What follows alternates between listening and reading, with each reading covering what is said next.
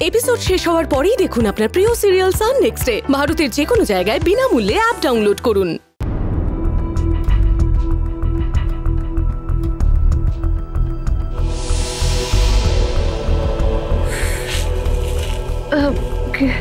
আমি কেমন ঝাপসা দেখতে পাচ্ছি, সবার মুখগুলো কিছু দেখতে পাচ্ছি না ঠিক করে।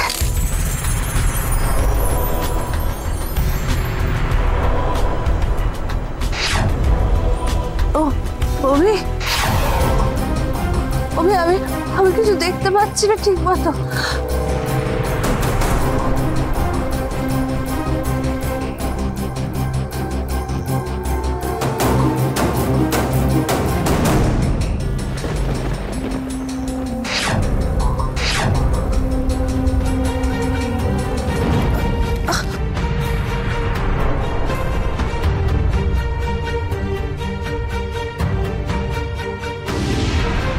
গৌরব, তুমি?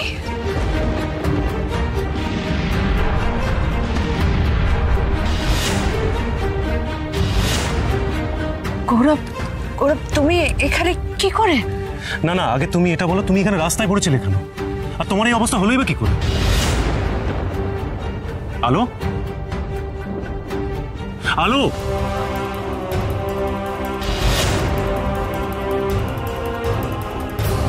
সম্পর্কের মাঝে যখন তৃতীয় ব্যক্তি বেশি গুরুত্ব পায় তখন সেই সম্পর্কে আর বিশ্বাস বলে কিছু বাকি থাকে না। আলো, এখন যদি অভি দেখে ফেলে আমি গৌরবের সঙ্গে কথা বলছি, গৌরব আমার সামনে, তাহলে অভি আবার আমায় ভুল বুঝবে।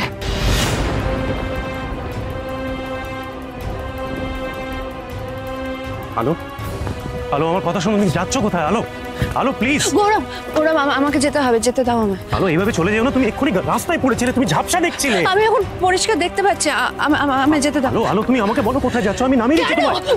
কেন আমার পেছন আসছো গৌরব? আমি তোমার কোনো সাহায্য চেয়েছি? তাহলে বারবার কেন চেয়েছো আমাকে সাহায্য করতে আসছো তুমি? আলো, দেখো তোমাকে নিয়ে অনেক অশান্তি হচ্ছে আমার সংসারে।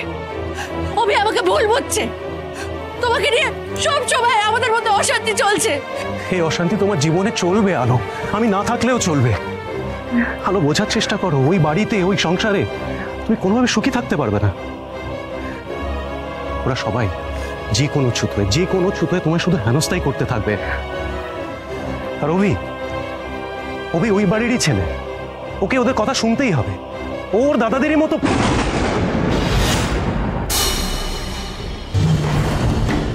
হ্যাঁ আলো, সে তুমি যাই বলো, আমি বুঝতে পেরেছি তুমি ওদের অন্যায় প্রতিবাদ করবে না, তাই আমি ঠিক করেছি ওদেরকে আমি উচিত শিক্ষা দিয়েই ছাড়বো। না, তোমাকে কোনো উচিত শিক্ষা দিতে হবে না। না তোমার কোনো উচিত শিক্ষা দেওয়ার দরকার আছে, না আমি তোমাকে আমার পাশে চাই। তুমি প্লিজ দয়া করে এখান থেকে চলে যাও, আমাকে আমার মতো বাঁচতে দাও। দয়া করে আমার সামনে থেকে চলে যাও তুমি গৌরব, প্লিজ চলে যাও, প্লিজ। আর কোনোদিন আমার সামনে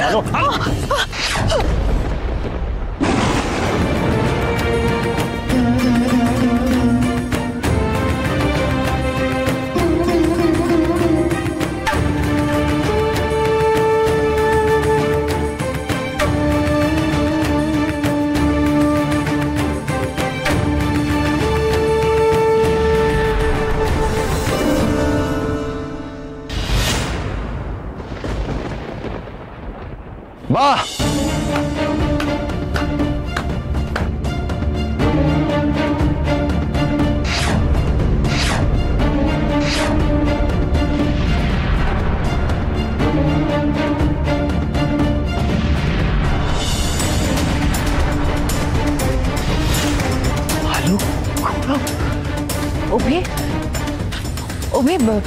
গৌরব। হ্যাঁ, গৌরব কি করছিল সেটা তো আমি নিজের চোখেই দেখলাম। আলো, অভি ব্যাস, আর আমায় কিচ্ছু বোঝাতে আসবে না তুমি।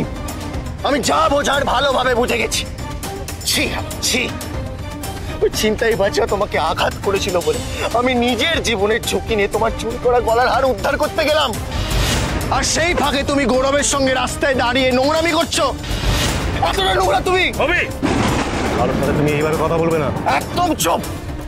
তোমার এই কথাগুলো গায়ে লাগছে কেন গৌরব? হ্যাঁ আলো তোমার কে হয়? অভি, অভি কিসব বলছো তুমি? গৌরব আমার কেউ হয় না, তুমি ভুল বুঝছো। ভুল? যেটা নিজের চোখে দেখেছি সেটা আমি কি করে ভুল বুঝি আলো? তুমি দয়া করে আমায় আর ভুল বুঝো না, দয়া করে। গৌরব, গৌরব তুমি এখন এখানে দাঁড়িয়েছো, যাও না, চলে যাও এখান থেকে প্লিজ। একদম না, কোথাও যাবে না তুমি। তোমাকে আজ বলতেই হবে তুমি আলোর সাথে কতটা ঘনিষ্ঠ। বলো ভাই। অভি, অভি ছেড়ে দাও, ছেড়ে দাও, ছেড়ে দাও, যেতে দাও ওকে। কেন? ওকে যেতে দিলে তোমার খুব সুবিধা হয় তাই তো? তারপর তুমি এটা সেটা বুঝিয়ে আমায় বলবে ও শুধুমাত্র তোমার বন্ধু। হ্যাঁ, কারণ এটাই তো সত্যি। একদম চুপ, একদম চুপ। আলো, এইবার বুঝেছি তুমি প্রিয়াঙ্কার ওষুধ আনার নাম করে গৌরবকে ডেকে পাঠিয়েছিলে। আসলে তুমি বুঝতে পারোনি যে আমিও তোমার পেছন পেছন চলে আসবো। কি ঠিক বলছি? অভি, আমি আমি গৌরবকে কিচ্ছু জানাইনি, বিশ্বাস করো। ওই আমি আমি আমি তো প্রিয়াঙ্কার জন্য ওষুধ কিনতে বেরিয়েছিলাম, তারপর ছিনতাইবাজরা আমার গলার হারটা ছিনতাই করে নিয়ে চলে যায়। তারপর তুমি সবটা জানো, তুমি তাদের পেছনে ছুটলে। আমার তারপর না মাথা ঘুরছিল, আমি আমি রাস্তার উপর মাথা ঘুরে পড়ে গেলাম। তারপর হঠাৎই গৌরব এখানে এসে। থামো আলো, গৌরব প্রতিবারই মাঝপথে তোমার চোখের সামনে চলে আসে, এটা কখনো হতে পারে? তুমি আমাকে কতটা বোকা ভাবো আলো? এটা কি করে সম্ভব? অভি, অভি আমি তোমাকে কি করে বোঝাবো? আমার অজান্তেই গৌরবের সঙ্গে বারবার আমার দেখা হয়ে যায়। আমি সত্যি কিছু জানি না, আমার কোনো দোষ নেই, এটা আমার দুর্ভাগ্য। এখন সবই ভাগ্যের ওপর ছেড়ে দিচ্ছ আলো। এখন আর কি করবে? তোমার কাছে আর উপায় কি? গৌরব, তুমি চলে যাও এখান থেকে, তোমাকে আর সহ্য করতে পারছি না। এরপর কিন্তু আমার হাত উঠে যাবে। অভি, অভি, গৌরব প্লিজ চলে যাও এখান থেকে, প্লিজ।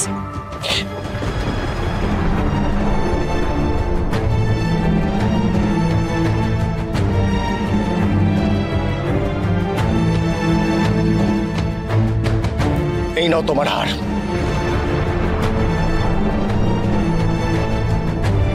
প্রিয়াঙ্কা আমার ভাইজি আলো, তাই ওর কষ্ট কমানোর জন্য আমি এইভাবে এসেছিলাম এখানে। ভেবেছিলাম আমরা একসঙ্গে ওষুধটা খুঁজব, কিন্তু তোমার যে অন্য উদ্দেশ্য ছিল সেটা আমার জানা ছিল না আলো।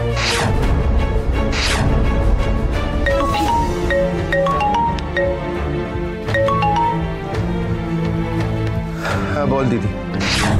হ্যালো অভি, হ্যাঁ বর্দার মেজদা ডাক্তারকে ডাকতে গেছে, তোকে আর ওষুধ কিনতে হবে না। হ্যাঁ, বর্দা মেজদা যখন ডাক্তার আনতে গেছেন তখন উনি প্রিয়াঙ্কাকে যে ওষুধটা দেবেন সেটাই আনা উচিত। হ্যাঁ ওই জন্যই বলছি, তুই ফিরে আয়। হ্যাঁ আমি চলে আসছি বাড়ি।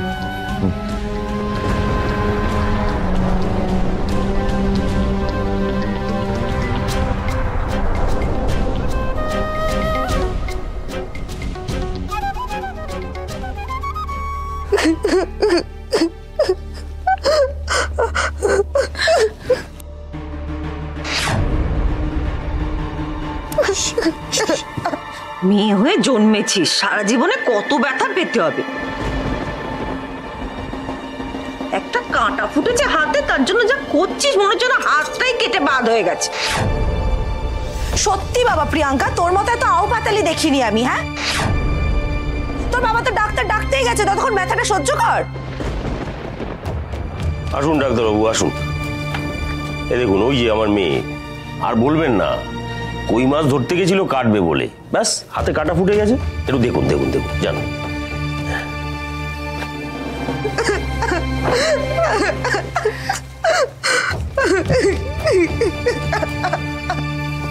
ওই দেখি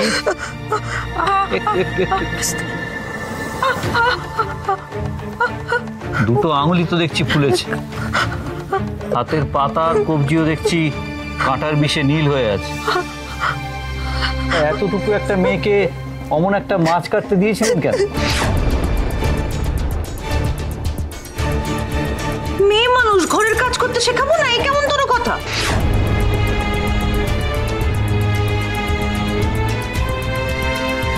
আচ্ছা ঠিক আছে, আপনি একটু ভালো করে পরীক্ষা করে দেখুন, কি করলে সারবে সেটা বলুন।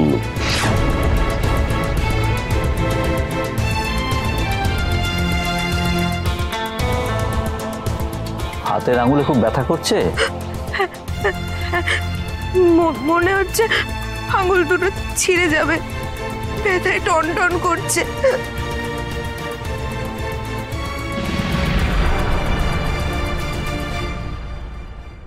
সে তো করবেই, একটা সাংঘাতিক ব্যাপার ঘটিয়ে ফেলেছো, এ তো ইনফেকশন হয়ে গেছে।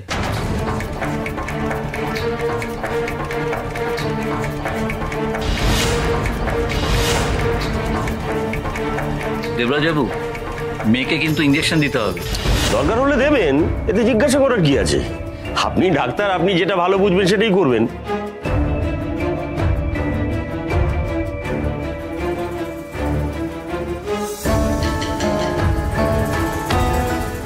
ডাক্তার কাকু, আমার আঙুল দুটো ঠিক হয়ে যাবে তো?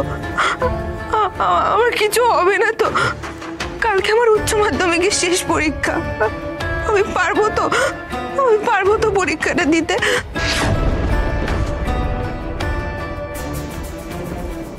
মা এত কথা বলতে নেই মা, হাতে ব্যথা না, চুপ করে থাকো।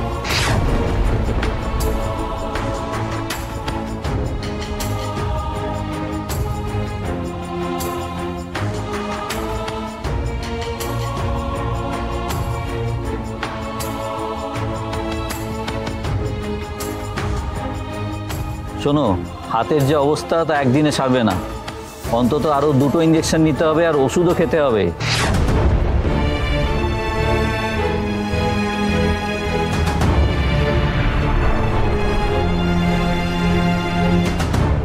তাহলে পরীক্ষা? এই হাত নিয়ে তো তুমি পরীক্ষা দিতে পারবে না।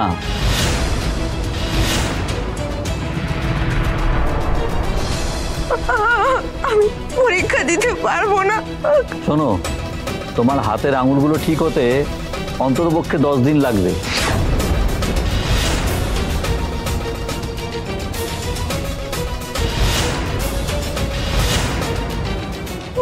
মা, ডাক্তারবাবু কি বলছেন? 10 দিন লাগবে আঙুল ঠিক হতে? তা তো লাগবেই, যা অবস্থা হয়েছে। আর তুমি শোনো, আগামী 10 দিন তুমি হাত দিয়ে কিচ্ছু করতে পারবে না। আর পরীক্ষার কথা বলছো, পরীক্ষা তুমি দেবে কি করে? লেখা পরীক্ষা তো, তুমি আঙুল দিয়ে পেনই ধরতে পারবে না, তুমি কোনো মতেই পরীক্ষা দিতে পারবে না।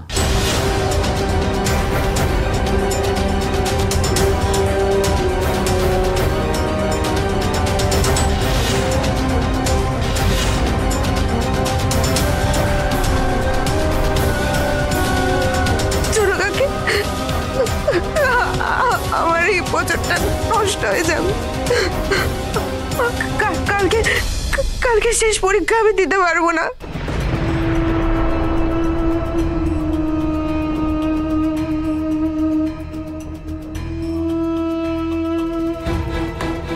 এটা কি হয়ে গেল ছোট কাকি? প্রিয়াঙ্কা, একটু শান্ত হও না মা। প্রিয়াঙ্কা, তুমি একদম চিন্তা করো না, সব ঠিক হয়ে যাবে।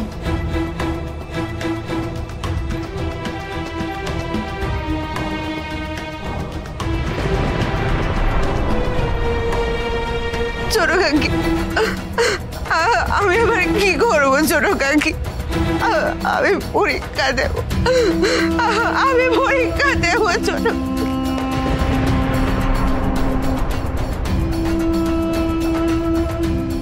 প্রিয়াঙ্কাকে আমি কষ্ট পেতে দেব না, আমার যা হওয়ার হয়েছে।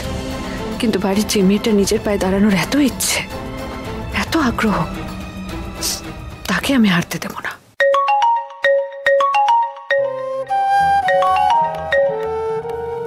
হ্যালো দাদা, আজকে অফিসে সনাতন বোস আসবে। সনাতন বসু মানে ওই লোকটা? হ্যাঁ, ঠিকই ধরেছো আর কি, টাকার কুমির আর কি লোকটা। বিভিন্ন কোম্পানিতে মোটা অঙ্কের টাকা খাটায়। তো আমাদের তো এই মুহূর্তে একটা বড় লোকসান হলো, নতুন কিছু করার মতন তো টাকা আমাদের হাতে নেই। তাই আর কি ওনাকে খবর পাঠিয়েছিলাম। বাহ, তো বুদ্ধিমানের মতো কাজ করেছিস। না না, শোন শোন শোন, যে করেই হোক ভদ্রলোকের সঙ্গে মিটিংটা আজকে করতেই হবে, ফসকালে কিছুতেই চলবে না। আরে আমি আসছি তো, লোকটার টাকাগুলোকে বার করতেই হবে। না না, আমি এক্ষুনি আসছি।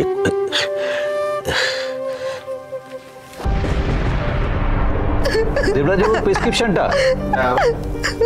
হ্যাঁ, আমাকে দিন।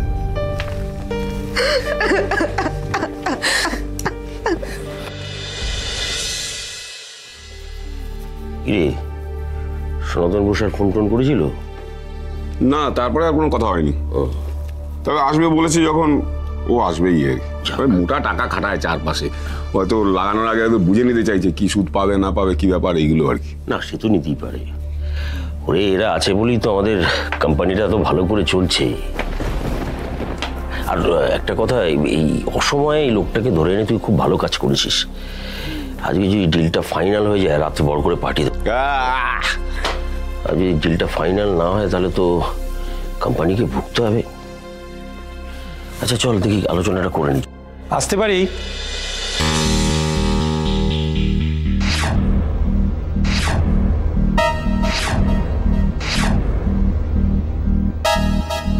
আরে আসুন আসুন আসুন। কি ঋতুরাজ চ্যাটার্জি। আমি ও আমার সেজো ভাই, ওই আপনাকে ফোনটা করেছিল। আমি সব শুনেছি, আপনাদের কোম্পানির অনেক সুনাম আছে, আমি ইনভেস্ট করতে রাজি আছি। এখন কি করা যায়, কিভাবে শুরু করা যায় সেটা আলোচনা করা যাক। আমার একটু তাড়া আছে, নিচে গাড়িতে আমার ছেলে বসে আছে। সে কি, গাড়িতে বসিয়ে রেখেছেন কেন? কি আশ্চর্য! দাঁড়ান, আমি ম্যানেজারকে বলে দিচ্ছি, ও ডেকে আনবে। এই না না, ওকে ডাকতে হবে না, ও গাড়িতেই বসে থাক, আমরা কাজের কথাটা সেরে নিই। আচ্ছা বেশ, বসুন।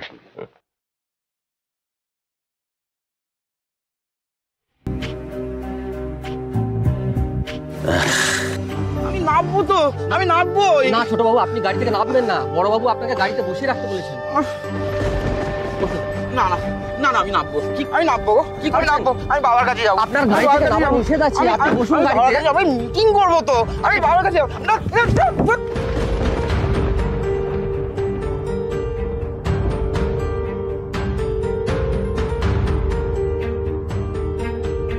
না, এত কম প্রফিটে আমি মানি ইনভেস্ট করি না। আমারও কিছু শর্ত আছে যেটা আপনাদের মানতে হবে, আদারওয়াইজ এই ডিলটা ক্যান্সেল হবে। না না, দেখুন সনাতন বাবু, আমি বলছিলাম যে দরকার হয় আমি আরো কিছু বাড়িয়ে দিচ্ছি, কিন্তু আপনি না করবেন না। দেখুন, আমাদের খুব তাড়াহুড়ো, মানে আসলে অনেকগুলো অর্ডার ধরে ফেলেছি, সেগুলো শেষ করতে গেলে আমাদের মোটা টাকার দরকার। এই কারণেই। বাবা বাবা, আমি মিটিং করবো।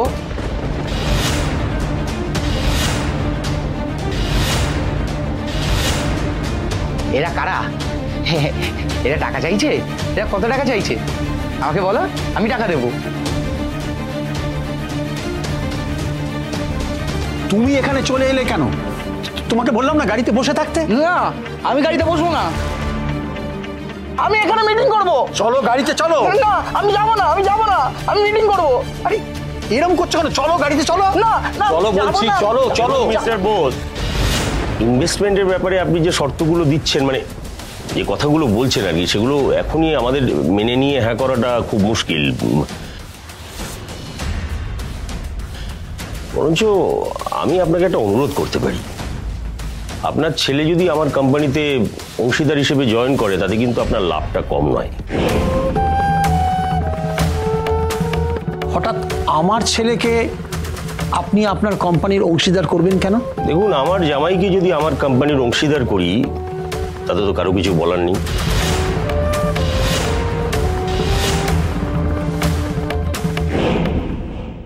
দেখুন, আমার জামাইকে যদি আমার কোম্পানির অংশীদার করি, তাতে তো কারো কিছু বলার নেই। যা বর্দা, এটা কি বলছে? হোয়াট? কি বলছেন আপনি? আমার ছেলেকে আপনি? দেখুন, আমার একটা মাত্র মেয়ে, আমি আপনার ছেলের সঙ্গে আমার মেয়ের বিয়ে দিতে চাই।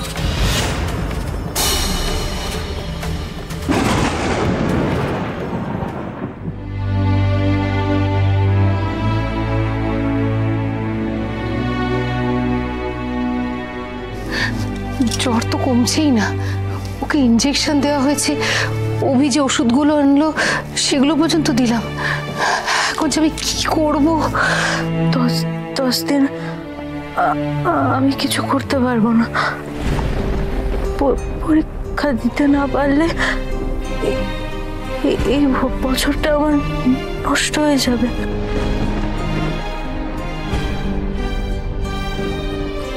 বর্দি ভাই, তুমি সরো, আমি ওকে জলপট্টি দিয়ে দিচ্ছি। আমি ঠাকুর ঘরে যাচ্ছি। হ্যাঁ যাও, গিয়ে ভালো করে ঠাকুরের কাছে প্রার্থনা করো, মেয়েটা যাতে এই অবস্থা কাটিয়ে উঠতে পারে। হ্যাঁ, আমি ঠাকুরের পায়ে ফুল নিয়ে ওর কপালে ছুঁয়ে দিচ্ছি।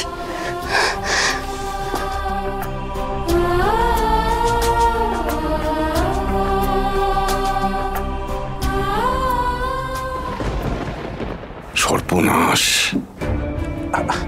আমার ছেলেকে দেখলেন তো? এরপরও আপনি আমার ছেলের সাথে আপনার মেয়ের বিয়ে দেবেন? বড়দা চুপ।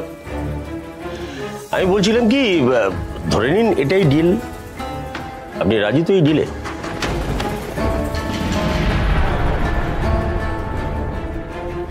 আমার তো রাজি না হওয়ার কোনো কথা নয়, কিন্তু আপনি মেয়ের বাবা হয়ে।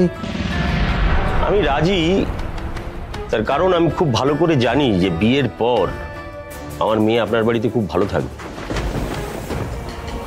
ডিলটাও ফাইনাল হয়ে যাবে। তাহলে বসবাবু, এই কথাই রইল।